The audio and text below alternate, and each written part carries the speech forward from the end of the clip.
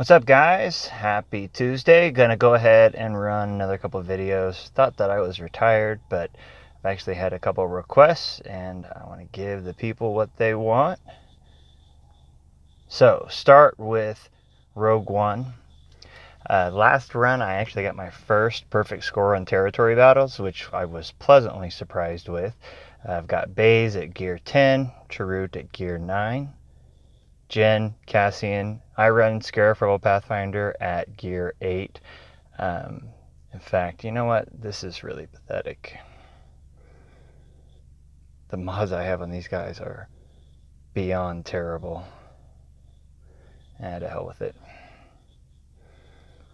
So, while I've got a quick lunch break here at work, I'm going to go ahead and run this. We do not have platoons finished, but I don't have the time to wait, so I was considering doing the Zeta on Jen. She is fantastic. I always thought that Chirrut and Baze were, pretty well good enough to take on anything by themselves, and they may be, but in my experience, Jen and Cassian are what this crew is all about. And now you will see why.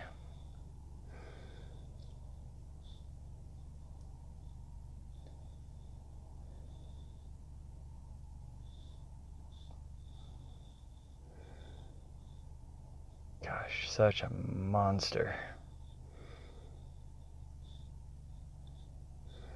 Now, K2SO might be the better fit. I've heard he goes pretty well with Cassian, but yeah, for me, all of these videos, everything that I'm doing right now is the path of least resistance.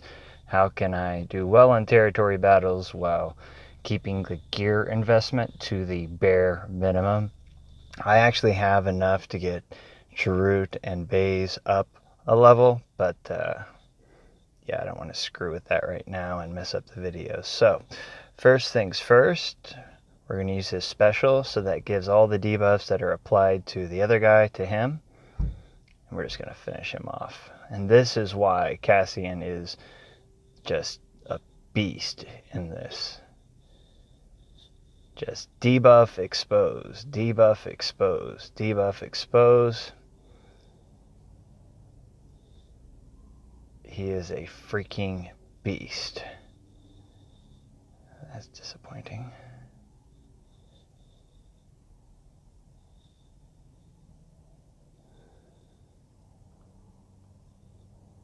And after what happened last time, if I do wind up getting killed on this, that's going to be funny.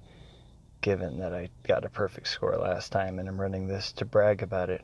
The irony is not lost on me, but I should be alright.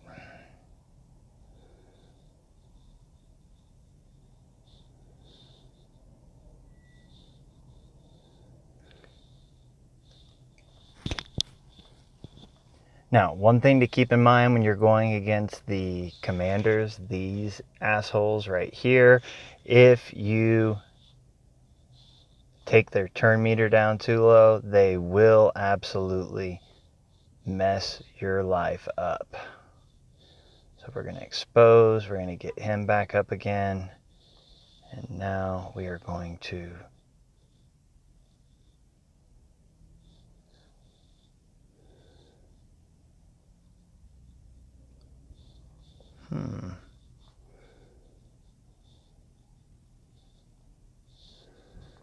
let's just go ahead and take turn meter from you.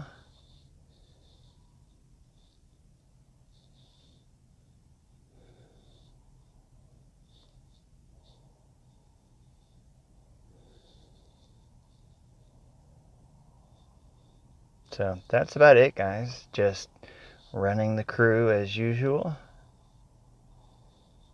But yeah, if I was going to gear up one guy, it would definitely be Cassian. He is a freaking monster. With him, this whole thing is easy. And I may try out some video editing stuff on this, so be patient with me. I am by no stretch of the imagination a big computer graphics guy, or know how to do these fancy videos or anything like that. But yeah, I'm also going to show, actually, you know what? Let's do that.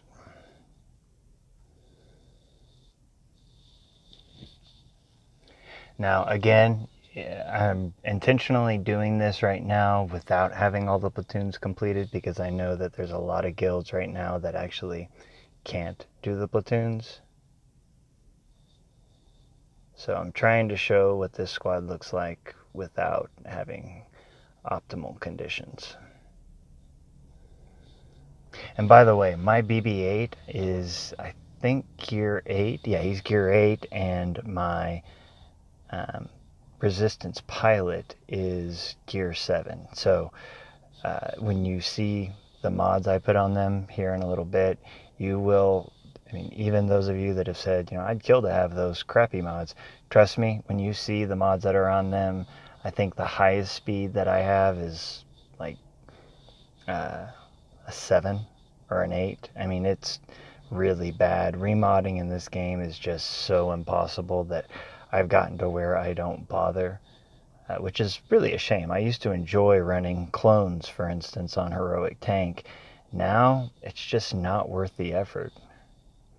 Especially not when I can more or less replicate the same results by using the video that I showed you guys the other day of Wedge, CLS, Ezra, and Leia. That squad can still easily do 80% of the Heroic Tank without any of the fuss.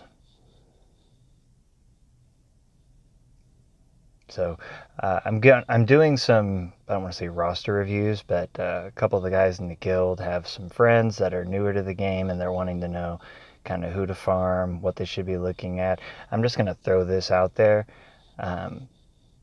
For beginner players, for people that are struggling, you need to focus on what's going to give you the greatest utility in the game. And right now, resistance is the first thing that you should be looking at. There are no ifs, ands, or buts about that.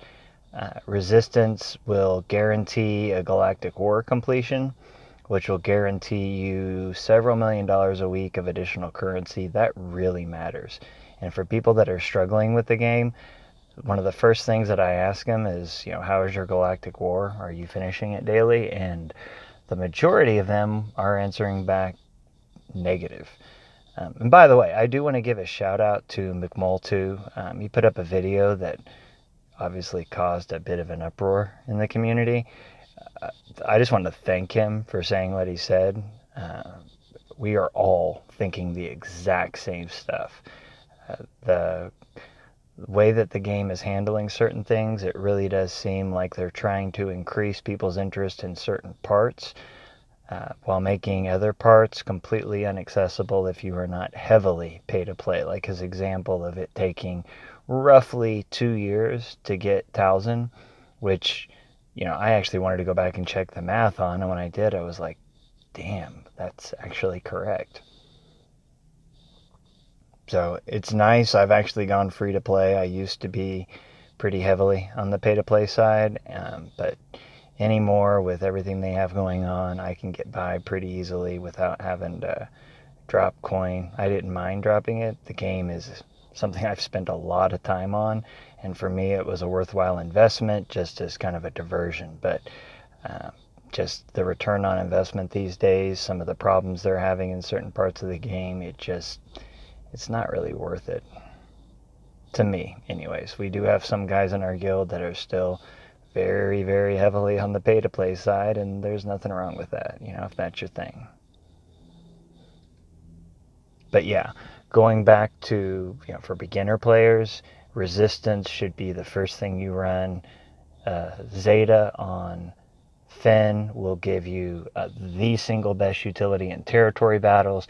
They are incredible in heroic tank. They can easily solo phase 4 and do significant damage on phases 2 and 3 as well. So it'll help you get Kenobi faster if you don't have them.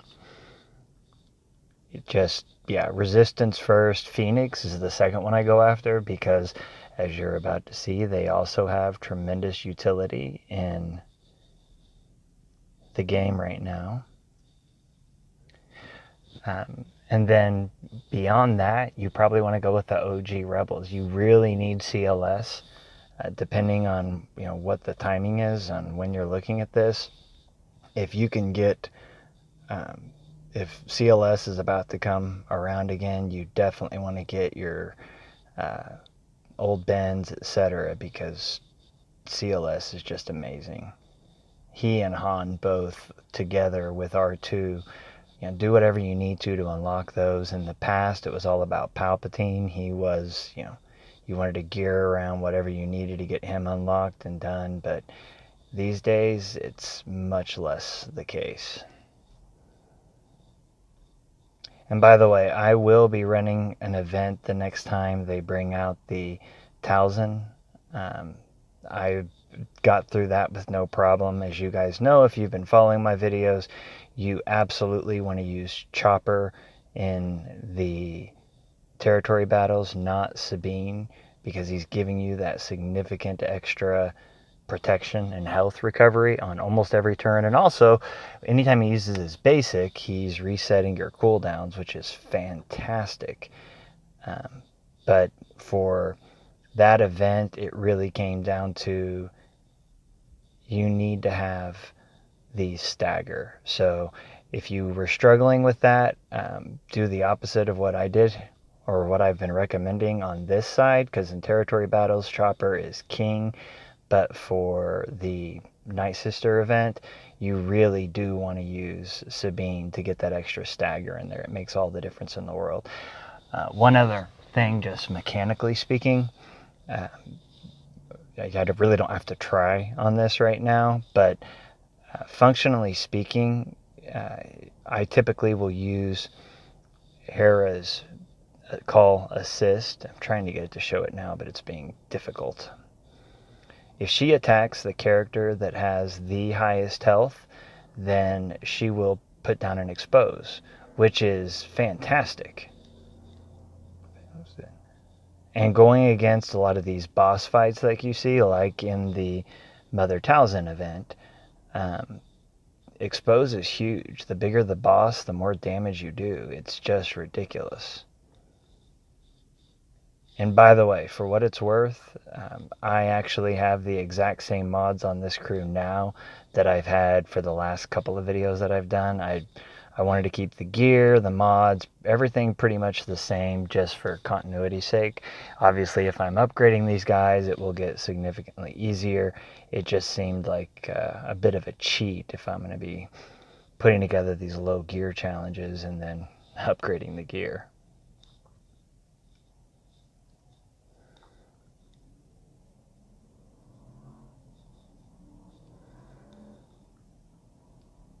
And of course, this is only phase 2. It doesn't really matter, but like there you see, highest health is going to land an expose, which is why using Hera's basic is a big deal in these kind of boss fight situations.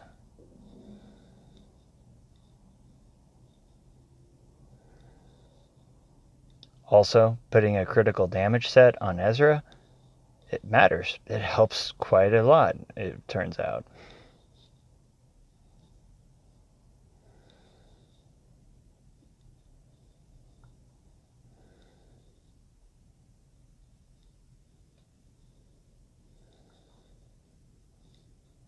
I was intentionally trying to avoid that.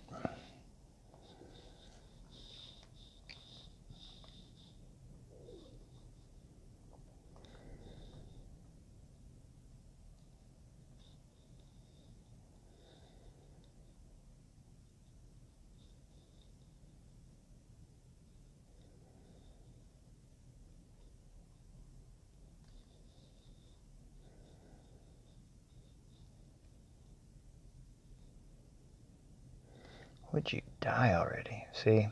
Attack the healthiest guy, get exposed. It's like having a 2-for-1.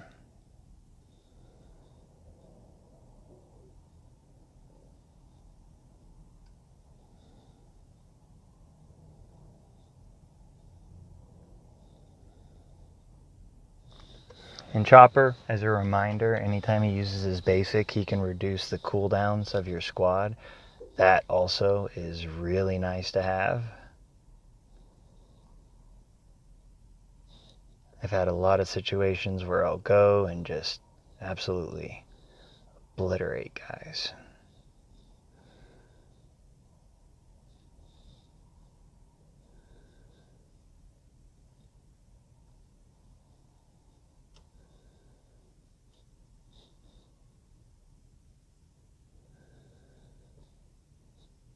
Let's just get an exposed down.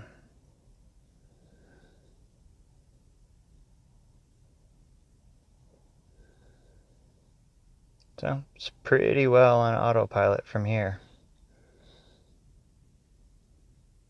I don't know why she called Kanan of all people. That seems ludicrous.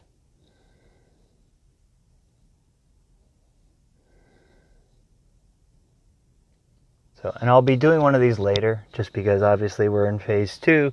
It's a hell of a lot easier to do the battles, etc. when you're in phases 2 versus later in the game. But these squads with this mod setup, everything else, literally last time was the first run where I've had a perfect score, so they definitely work. You don't have to have your guys super geared up. We're going to use Old Ben because Old Ben is awesome. In this squad you're seeing here, I'll actually throw in Stormtrooper Han or Leia, but I've been using them on, this is basically my Phase 6 Rebels team. Pretty much every single one of these guys can stun, they can remove turn meter, they can stun some more in terms of Han, so like you'll get a stun off.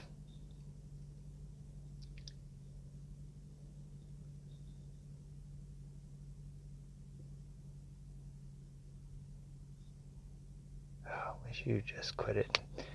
Then he'll stun somebody else, immediately go again, and then when he attacks with his basic, he removes turn meter. Han is the most surprising character in the game. I mean, before his rework, he was quite literally unplayable. Now, after the rework, he is by far and away one of the best characters in the game. It's just insane.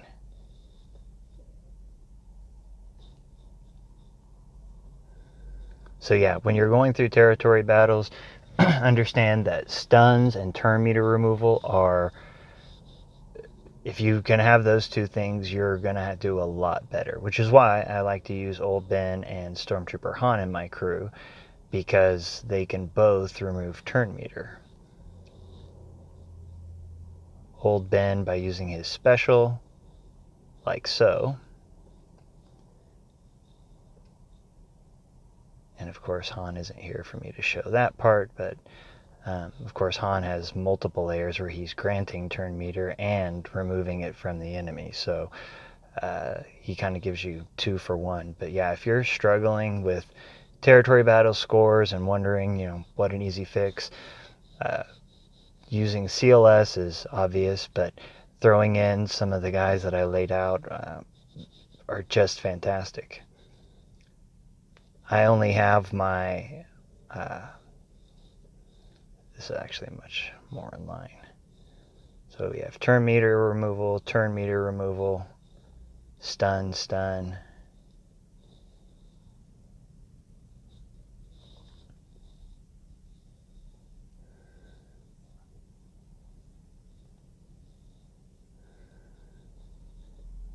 Yeah, nobody cares.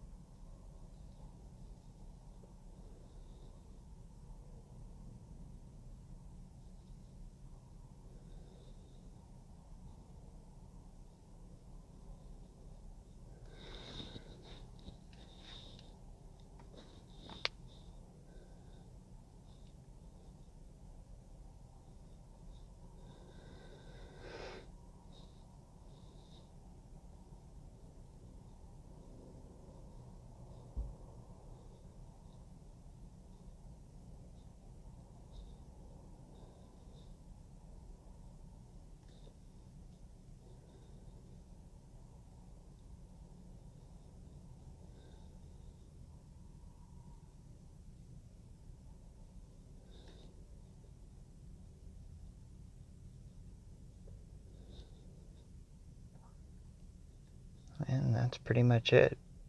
So I hope this helped. But yeah, this Rebel squad, again, on phase 6, you can just throw them in with whomever.